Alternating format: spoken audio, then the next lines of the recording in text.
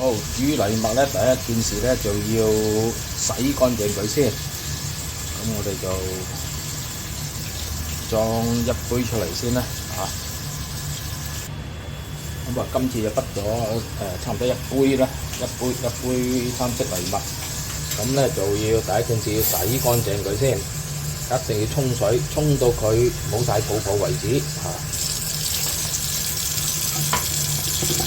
咁你見到沖落去就有啲泡泡上嚟嘅，咁我就揾個隔住佢，咁我唔會走晒出嚟。見到好多泡泡，一定要洗到啲泡泡冇晒為止。啲泡泡咧會苦澀嘅，咁你浸咗佢再洗下佢，咁沖一輪浸一浸佢先，咁換下水咁樣，換下水。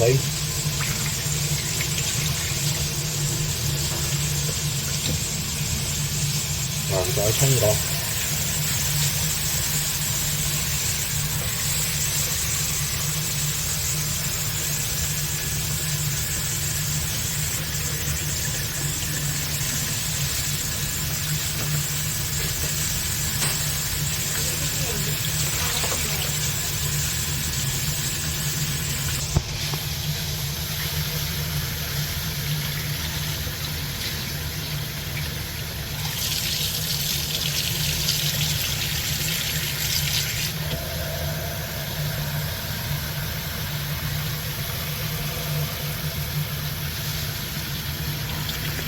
沖咗幾次之後，冇泡泡啦，咁就可以預備去煮啦。我要用清雞湯煮呢個藜麥，咁咧頭先用咗1杯嘅三色藜麥，咁就配2杯清雞湯，咁方便起計嘅，我哋咪就用嗰啲盒裝嘅或者罐裝嘅清雞湯咯，因為自己煲雞湯都好嘥時間，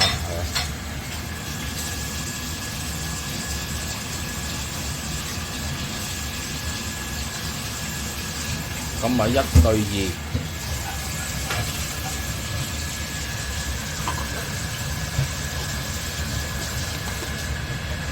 咁將周邊呢啲懟翻落去咧。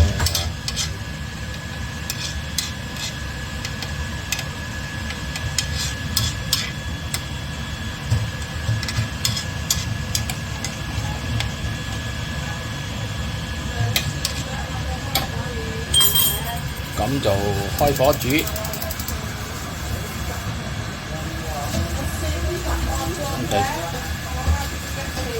煮到佢滾之後就收細火，煮10零分鐘咧，就睇到佢爆開晒就得噶啦。咁就冚蓋開始煮。滾咗之後咧，收細個火佢，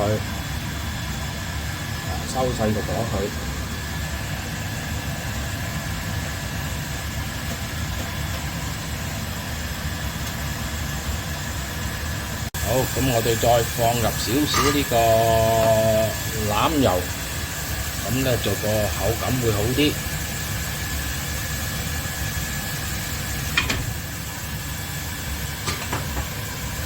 咁冚埋個，再煮10零分鐘到咧，10零分鐘到就會爆開，咁有啲線仔咁樣，有啲杯牙出咗嚟，跟住就再冚蓋再焗10零分鐘咁就得噶啦。而家煮咗10零分鐘啦，睇下咁你見到呢啲好似條爆晒嗰啲杯牙條線咁出晒嚟噶啦，咁嗰一條咁咁咧而家就可以熄火，再焗佢10零分鐘，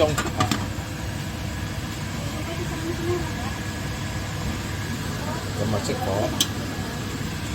再焗佢10零分鐘啦，好，咁擺咗10幾分鐘啦，咁打開佢，收得乾啦，差唔多都，咁就差唔多。咁陣間我會攤翻凍佢，就揾個容器裝起佢，擺喺雪櫃慢慢食都得噶啦，咁你睇到一粒粒爆開晒噶啦，咁基本上就煮好噶啦嚇。咁攤凍佢先，攤凍佢我就會擺入雪櫃。而家就攤凍晒啦，咁咧就攞個嘢裝起佢，擺入雪櫃。雪咗佢咧就會降呢個升糖嘅，咁啊最好雪12個鐘頭以上啊。咁我一陣間裝翻好佢，咁埋過就得噶啦。OK， 煮好晒噶啦，咁記得咧就要攤凍咗先擺入雪櫃。咁啊雪佢一晚啦，12個鐘頭到，咁聽日攞翻出嚟食就得噶啦。今日就整咗呢個三色藜麥配雞肉同西蘭花炒雜菌。如果大家鍾意嘅，歡迎訂閱、按讚同埋轉發。多謝收睇。